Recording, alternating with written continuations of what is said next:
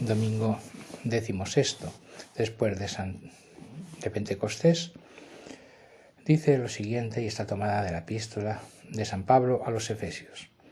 Por lo cual os pido que no desmayéis a causa de mis tribulaciones por vosotros, pues ellas son vuestra gloria. Por eso yo doblo mis rodillas ante el Padre, de quien procede toda familia en el cielo y en la tierra, para que, según los ricos tesoros de su gloria, os conceda ser poderosamente fortalecidos en el hombre interior por su Espíritu, que habite en Cristo por la fe en vuestros corazones y arraigados y fundados en la caridad. Podéis comprender, en unión de todos los santos, cuál es la anchura, la longura, la altura y la profundidad, y conocer la caridad de Cristo, que supera toda la ciencia, para que seáis llenos de toda la plenitud de Dios, al que es poderoso para hacer que copiosamente abundemos más de lo que pedimos o pensamos, en virtud del poder que actúa en nosotros. A Él sea la gloria en la Iglesia y en Cristo Jesús en todas las generaciones, por los siglos de los siglos. Amén. El Evangelio, que se ha tomado del capítulo 14 de San Lucas, dice: habiendo entrado en casa de uno de los principales fariseos para comer en día de sábado, le estaban observando. Había delante de él un hidrópico, y tomando Jesús la palabra, habló a los doctores de la ley y a los fariseos, diciendo: ¿es lícito curar en sábado o no? Ellos guardaron silencio, y asiéndole le curó y le despidió. Y les dijo: ¿quién de vosotros, si su hijo o su asno cayere en un pozo, no lo saca al instante en día del sábado? Y no podían replicar a esto. Decía a los invitados una parábola, observando cómo escogían para sí los primeros puestos. Cuando seáis invitados a una boda, no te sientes en el primer puesto, no sea que venga otro más honrado que tú, invitado por él mismo. Y llegando el que al uno y al otro os invitó, te diga: cede a este su puesto, y entonces con vergüenza vayas a ocupar el último lugar. Cuando seas invitado, ve y siéntate en el postrer lugar, para que cuando venga el que te invitó te diga: amigo, sube más arriba. Entonces tendrás gran honor en presencia de todos los comensales, porque el que se ensalza será humillado, y el que se humilla será ensalzado. Muchas y variadas meditaciones nos sugiere el Evangelio y la epístola de hoy. La humildad, virtud contraria al pecado de soberbia. Pero, dadas las circunstancias de esta comunidad, he preferido centrarme en la cura del hidrópico. Jesús cura al hidrópico, es decir, alguien que padece retención anormal de líquido en el cuerpo, especialmente en el vientre. Esta expresión se puede usar como sustantivo y como verbo, el que no se puede saciar, hartar, inflar, llenar, abarrotar o saturar. Pero muchos exegetas lo describen en un sentido espiritual como la vanidad del que se hincha y dentro no tiene sino agua, aire, acumulación de humores corruptos, o sea, pecados habituales. El Salmo 4 nos dice que es vano aquello que no tiene sustancia. Vano es lo que no tiene solidez o estabilidad, y así se dice en el Eclesiastés: vanidad de vanidades, todo es vanidad. Por vanidad hay tantas almas desoladas que, por desgracia, están a punto de poner en lugar de Dios la tranquilidad familiar, haciéndose indignos de nuestro Señor Jesucristo, como Él mismo advierte. Y puesto que cada vez son más los que, habiendo abrazado a la Iglesia Católica, se encuentran que sus mayores enemigos son sus parientes, sujetos a la secta familiar o ateos o de donde provengan, que impiden la educación católica de los hijos o la vocación sacerdotal y religiosa de sus vástagos, estimamos que les será muy provechosa la lectura a que procederé de los martirios de Santa Perpetua y San Irineo de Sirmio, quienes tuvieron que elegir entre sus familias y Jesucristo. A ellos quiso Dios coronarles con el martirio. A nosotros solo nos pide la firmeza sin cesión alguna en profesar nuestra fe, porque las falsas religiones no tienen ningún derecho, porque ningún derecho tiene el error a su existencia. Y nos pide también no impedir la vocación a la que Dios llama a cada cual, que es el designio de nuestro Señor para la salvación de cada uno. Y así, aquel que es llamado al sacerdocio o a la vida religiosa ha de amar a Dios más que a sus familiares. Si alguno viene a mí y no me ama más que a su padre, o a su madre, o a su esposa, o sus hijos, a sus hermanos y a sus hermanas, y aún más que a sí mismo, no puede ser mis discípulos, dice nuestro Señor Jesucristo.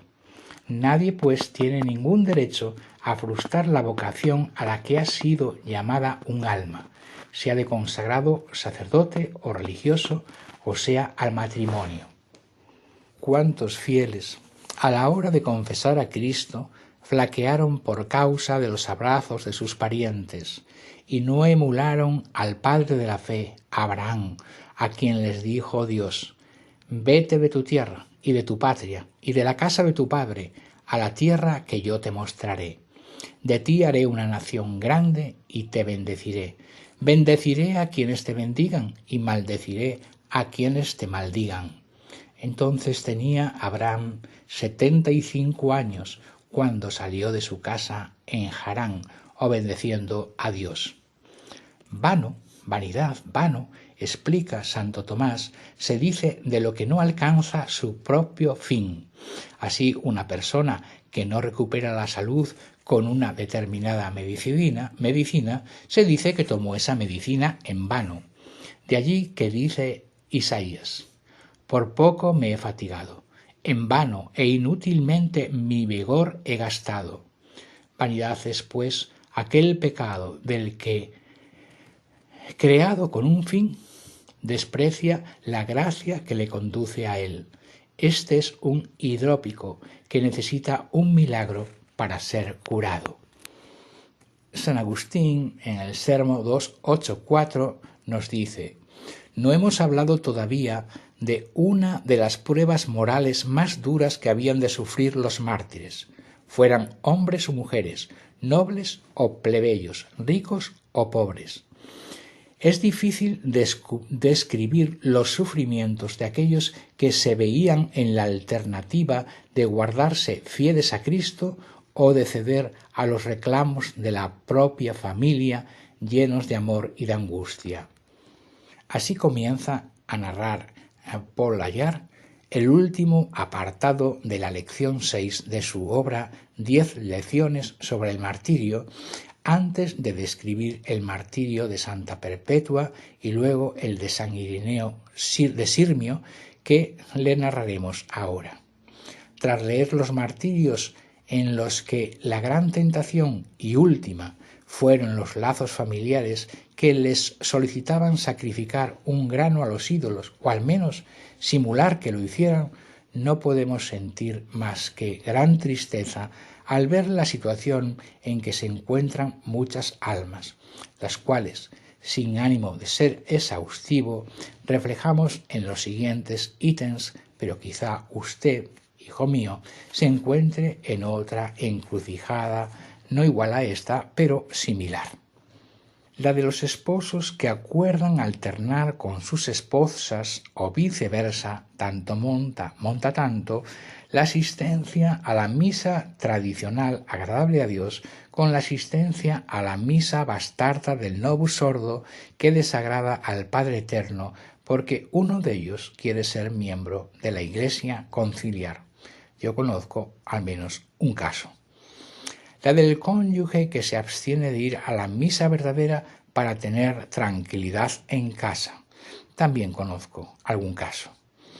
la del padre o madre o ambos que callan ante el concubinato de sus hijos. Muchos casos conocemos. La del padre o madre o ambos que impulsan a sus hijos a que limiten los embarazos por medio de la planificación familiar, contrariando el fin primario del matrimonio, o callan, o incluso los usan ellos mismos.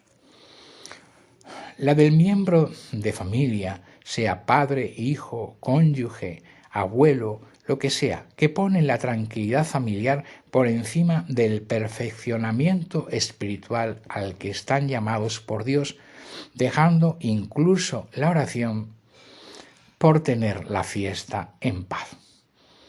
La del padre, madre o ambos, que no pone por encima de todo el que sus hijos reciban una educación católica, fin primario del matrimonio, enviándolos a escuelas laicas o de la Iglesia conciliar cuando tienen, naturalmente, alternativas. La del padre o la de la madre que no ejerce la autoridad que Dios le ha dado para que sus hijos practiquen la verdadera religión, ni corrigen a sus hijos, emulando así las costumbres del siglo.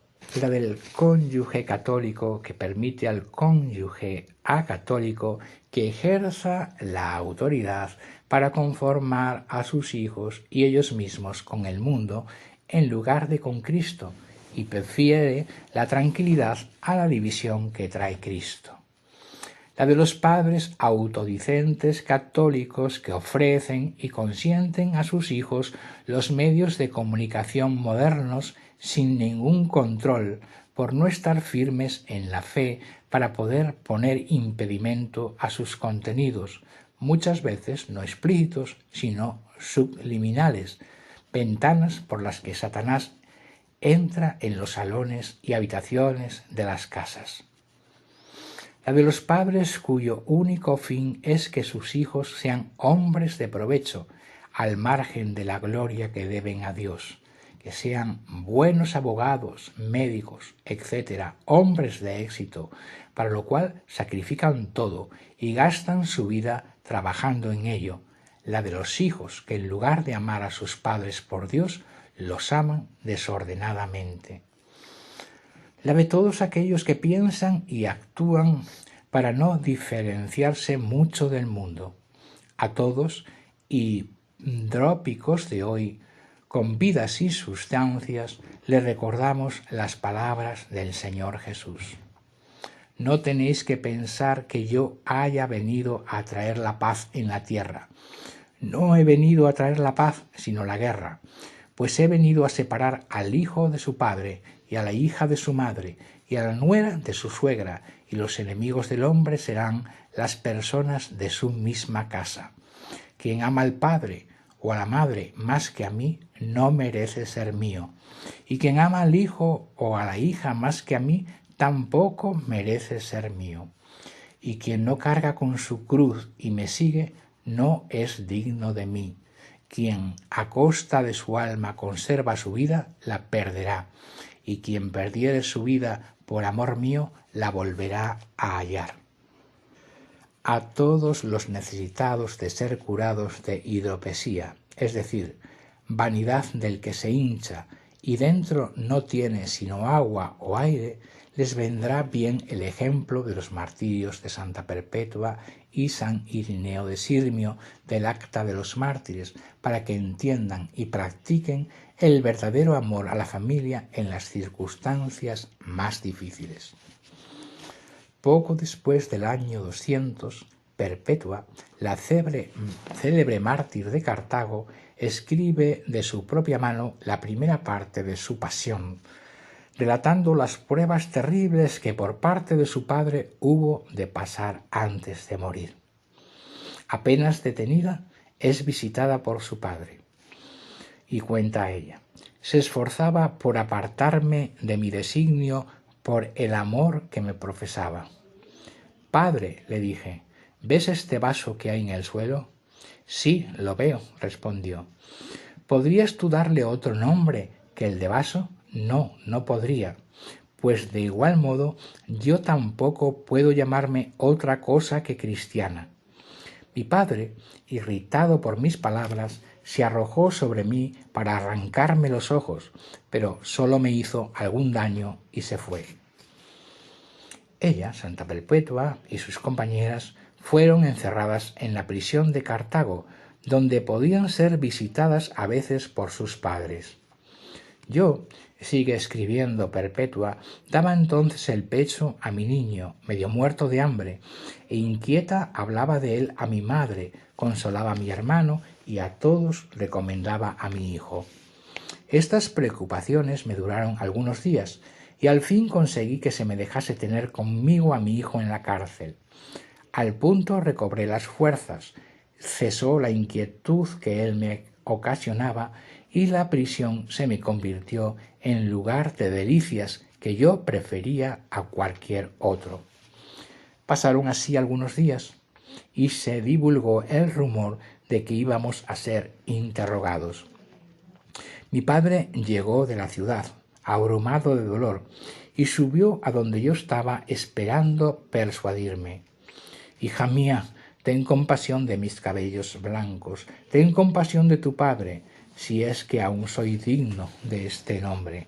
Acuérdate de que mis manos te alimentaron, de que gracias a mis cuidados has llegado a la flor de la juventud, de que te he preferido a todos tus hermanos, y no me hagas blanco de las burlas de los hombres. Piensa en tus hermanos, en tu madre, en tu tía, piensa en tu hijo, que sin ti no podrá vivir. Desiste de tu determinación, que nos perdería a todos. Ninguno de nosotros se atreverá a levantar la voz si tú eres condenada al suplicio. Así hablaba mi padre, llevado de su afecto hacia mí, sigue diciendo Santa Perpetua. Se arrojaba a mis pies, derramaba lágrimas y me llamaba no ya hija mía, sino señora mía. Y yo me compadecía de los cabellos blancos de mi padre, el único de mi familia que no había de alegrarse de mis dolores. Yo le tranquilicé diciéndole, en el camino del tribunal pasará lo que Dios quiera, porque no nos pertenecemos a nosotros mismos, sino a Dios. Él se alejó de mí tristísimo. Llega el día del interrogatorio. Cuando me llegó el turno de ser interrogada, apareció de pronto mi padre con mi hijo en los brazos. Me llamó aparte y me dijo con voz suplicante, «Ten compasión de tu hijo». Y el procurador Hilariano, que había recibido el derecho de espada en lugar del difunto procónsul Minucio Timiniano, me dijo, «Compadécete de los cabellos blancos de tu padre y de la infancia de tu hijo. Sacrifica por la salud de los emperadores». Yo le respondí, «No sacrifico». Hilariano preguntó, «¿Eres cristiana?» Respondí, «Sí, soy cristiana». Y como mi padre siguiera allí para hacerme caer, Hilariano mandó que lo echasen y le golpearon con una vara. Sentí el golpe como si yo misma lo hubiera recibido. Tanta pena me daba la infeliz ancianidad de mi padre. Entonces el juez pronunció la sentencia que nos condenaba a todos a las fieras y volvimos alegres a la cárcel. Como mi hijo estaba acostumbrado a que yo le diese el pecho y a estar conmigo en la cárcel, inmediatamente envié al diácono Pomponio a pedírselo a mi padre, pero mi padre no quiso dárselo. Tuvo Dios a bien que el niño no volviese a pedir el pecho y que yo no fuera molestada por mi leche, de suerte que me quedé sin inquietud y sin dolor. Pero aún Perpetua ha de verse probada de nuevo por los suyos. Y dice, como se acercaba el día del espectáculo, vino a verme mi padre consumido de angustia. Se mesaba la barba, se arrojó al suelo y hundía la frente en el polvo, maldiciendo la edad a que había llegado y diciendo palabras capaces de conmover a cualquier persona. Yo estaba tristísima pensando en tan desventurada ancianidad. Tales son mis sucesos hasta el día antes del combate, o sea, hasta el día en que fue echada para ser devorada por las fieras. Lo que en el mismo combate suceda, si alguno quiere que lo escriba, escríbalo. En efecto, lo escribió Sáturo, y por él sabemos que una de las últimas palabras de Perpetua fue para su familia.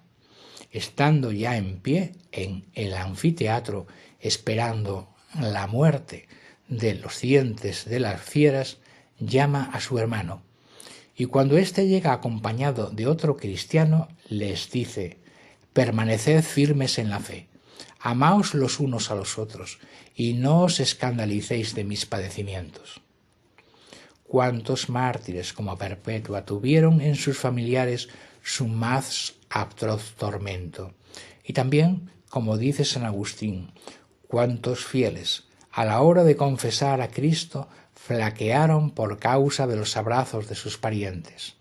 Y otros, hoy en día, sin que se le pida el martirio, sucumben a las seducciones de sus familiares al estar llenos de agua y aire, hidrópicos, que dice en el sermón 264 San Agustín.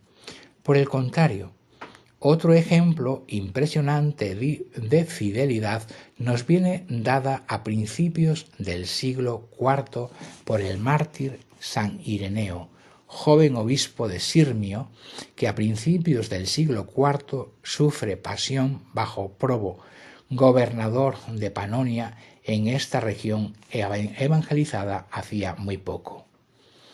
Comparece Ireneo ante Probo, que para hacerle adjurar le somete a tortura. Llegaron sus familiares, y al verlo en el tormento le suplicaban, y sus hijos, abrazándole los pies, le decían: Padre, compadécete de ti y de nosotros. Su mujer le conjura llorando. Todos sus parientes lloraban y se dolían sobre él. Gemían los criados de la casa, gritaban los vecinos y se lamentaban los amigos, y como formando un coro le decían: ten compasión de tu juventud. Pero él, manteniendo fija su alma en aquella sentencia del Señor: si alguno me negare ante los hombres, yo también le negaré delante de mi Padre que está en los cielos. Los dominaba todos y no respondía a ninguno, pues tenía prisa en que se cumpliese la esperanza de su vocación altísima. El prefecto Probo le dice: ¿qué dices a todo esto? Reflexiona. Que las lágrimas de tantos dobleguen tu locura, y mirando por tu juventud, sacrifica. Ireneo responde: lo que tengo que hacer para mirar por mi juventud es precisamente no sacrificar. Queda pues en la cárcel, donde por muchos días es sometido a diversas penas y torturas. Después de un tiempo, a medianoche, sentado en su tribunal el presidente Probo, hace traer al beatísimo mártir Ireneo y le dice: sacrifica por fin, Ireneo, y te ahorrarás penas. Ahórrate la muerte, que te basten ya los tormentos que has sufrido. Todo es inútil ante la firmeza del mártir, y Probo intenta hacer vibrar las fibras afectivas más íntimas del mártir. Y pregunta: ¿tienes esposa? Responde: no la tengo. ¿Tienes hijos? No los tengo.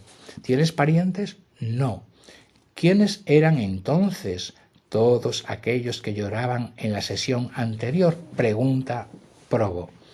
Ireneo responde: mi Señor Jesucristo ha dicho: el que ama a su padre, o a su madre, o a su esposa, o a sus hijos, o a sus hermanos, o a sus parientes más que a mí, no es digno de mí. Y elevando los ojos al cielo, y fija su mente en aquellas promesas, todo lo despreció, confesando no tener pariente alguno, sino solo a él, Jesucristo. Sacrifica siquiera por amor a ellos, le dijo Probo. Y respondió Ireneo: mis hijos tienen el mismo Dios que yo, que puede salvarlos. Tú haz lo que te han mandado hacer. Con los ojos obstinadamente fijos en el cielo, citando las palabras de la Escritura, dando respuestas breves y concisas, o callando sin dar respuesta, para escapar así al mismo tiempo a las trampas de su juez y a los dulces lazos familiares, se ve claro que el mártir pretende guardarse de su propia flaqueza y, como dice el cronista, también se nota que tiene prisa en que se cumpla en él cuanto antes la esperanza de su vocación altísima. Hasta aquí la narración. Y a ti, hijo mío, si has salido de esta red última con la que nos tienta ya impotente Satanás, si has jurado como el hidrópico de la vanidad, también de los desordenados afectos familiares, podrás repetir las palabras de San Pablo entonces que hemos leído al principio de la epístola. Recuerda que decían: os pido que no desmayéis a causa de mis tribulaciones por vosotros, pues ellas son vuestra gloria. Por eso yo doblo mis rodillas ante el Padre, de quien procede toda familia en el cielo y en la tierra. Y de otra parte no procede, sino solo de Dios. Pues si Dios es el Padre de todas las familias, como recuerda San Pablo, insensato será el que pretenda suplantar el lugar del Padre de todos por su familia carnal. Que la Virgen María ruegue por nosotros especialmente en el día de hoy en el que celebramos su santísimo y lindísimo nombre, para que no sea nunca vana nuestra peregrinación en esta tierra. Amén.